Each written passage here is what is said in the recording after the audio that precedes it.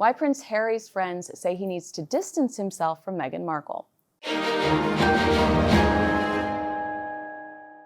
We're also hearing that he is excluding Meghan intentionally because he realizes that there is no royal reconciliation with Meghan in tow.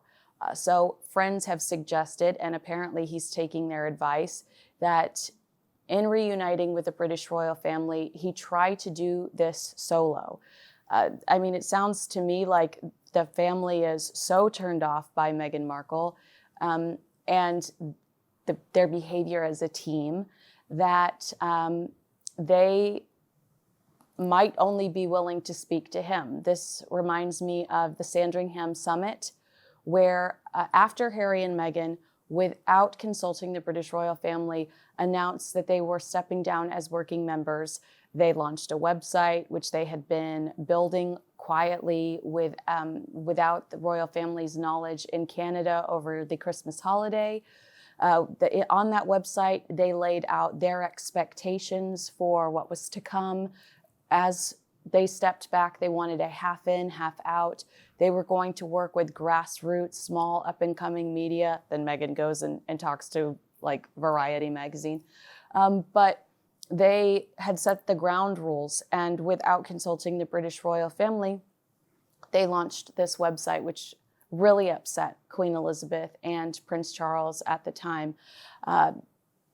Having been so caught off guard by this and realizing that Harry's not that ambitious, this all had to be Meghan's doing, Meghan's calculations.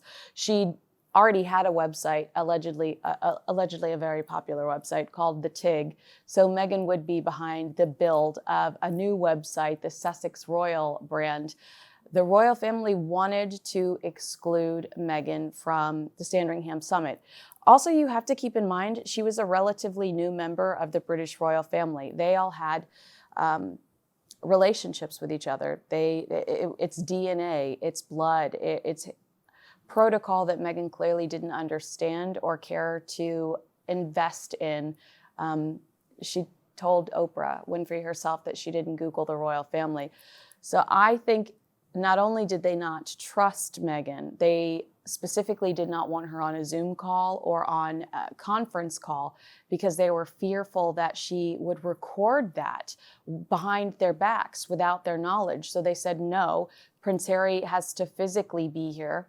Not only did they not, want her there digitally, they didn't want her there physically. And I think ultimately that's because they just don't trust her. So having that history where we see the royal family specifically excluding Meghan from the Sandringham Summit because there's a lack of trust, because they realize that she's just not going to understand the protocol or the process, I'm not surprised that Prince Harry would look at the current situation and say, you know what, it's probably going to be best if we exclude her from whatever these new negotiations are, from whatever could potentially happen in the future. Let me rewind for a second, because I know that this will upset Meghan to be excluded from all of these talks, or to feel like she's being abandoned by Prince Harry as he pursues this solo rehabilitation.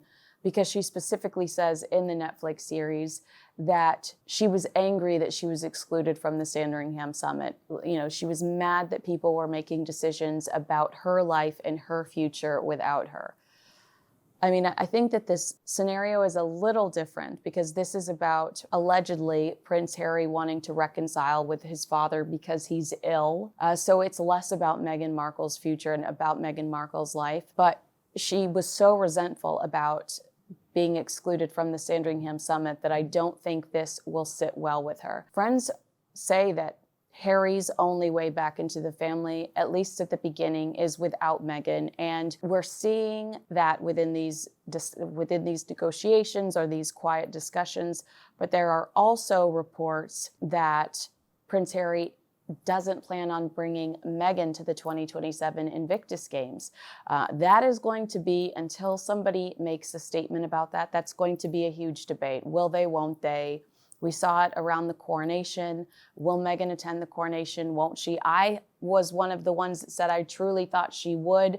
I could not imagine her missing out on this amazing PR or branding opportunity to be decked out in full glam and jewels and look gorgeous standing there with one of the most powerful and relevant families in the entire world on such a significant day. She stayed home.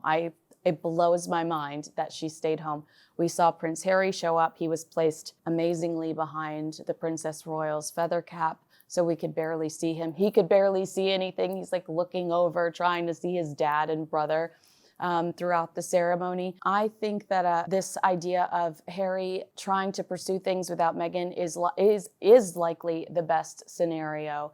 Is he trying to brand himself away from her to get away from the bitter prince narrative? Perhaps, but we've also seen Meghan brand herself away from him with her As Ever brand. And with Love Meghan, she says she's pursuing joy. She's throwing back shots of whatever in rosé, and he barely appears in her Netflix series. I've heard that he does not appear at all in season 2 of With Love Meghan. Maybe they are just trying to pursue their own paths professionally. But when it comes to Harry reuniting with the British royal family, there is so much bad blood with Meghan that I just don't know if I ever see her joining him in his pursuit to reconcile. I think that she wants to just stay in California and admire the palm trees holding hands and sell lots of loose fruit spread. There are quotes that were given to the Daily Mail about this, that Harry specifically did not want Meghan there in his last engagement in Angola. It said, the source says, Harry was particularly concerned about Meghan's safety, but also apparently sees Halo Trust as his thing, and he wants to keep it that way. They reported that Harry's old friends think he finally has come to the realization that if he ever wants to reconcile with his father and his brother and the rest of the estranged family, that he's going to have to do this on his own without Meghan being active in that push. She's so relentless. I can understand why.